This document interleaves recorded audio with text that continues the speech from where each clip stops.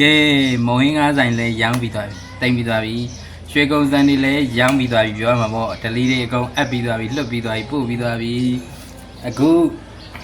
လည်းနိုင်4 နာရီ6 မိနစ်ဖြစ်သွားပြီအခုမှရေချိုးပြီးထမင်းစားပြီးသွားပြီအမေရေချိုးနေလို့စောင့်နေတာအောက်မှာတစ်ခုစင်းရောင်းအောင်မယ်ဘာလေးများဖြစ်မှာတိကြလားနောက်တစ်မျိုးရောင်းသေးတယ်ခင်ဗျာဒါ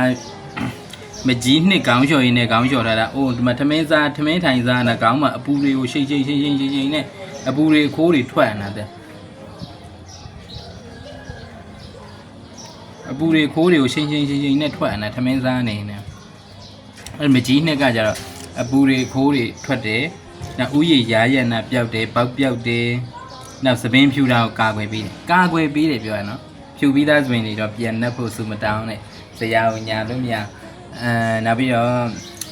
ရာသီဥတုကဒီမှာရန်ကုန်မှာပူလာပြီဆိုတော့အနံ့တက်တွေမကောင်းနေခန္ဓာကိုယ်ကချွေးတွေနဲ့မီးပူတွေညှော်ပူတွေနဲ့ကြတော့မကြီးကော်လာဂျင်ရေချိုးစပြားလေးနဲ့ရေချိုးထားတာပါခင်ဗျာလန်းဆန်းဖလန်းပဲ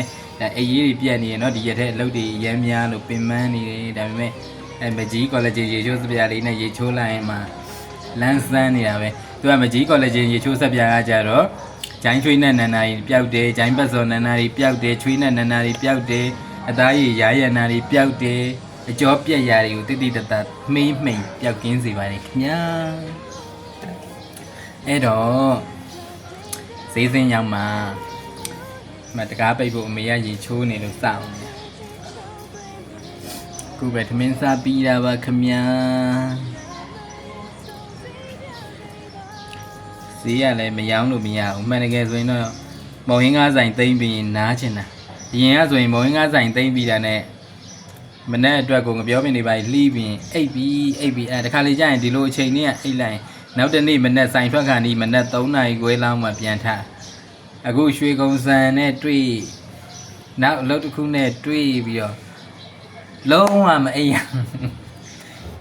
အိပ်တော့ပြီဆိုရင်လည်းဖုန်းတွေကတကွမ်းလာတာအဲ့တော့ဟို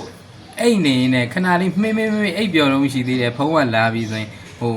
အိတ်ရေးမဝပဲနဲ့နိုးသွားရင်သူကမကြည်တော့ဘူးတဲ့မြေရိုးတွေကြိုက်ခေါင်းတွေကြိုက်အဲ့ဒါနဲ့မအိတ်ဖြစ်အောင်တော့ကြိုးစားနေတာပေါ့နော်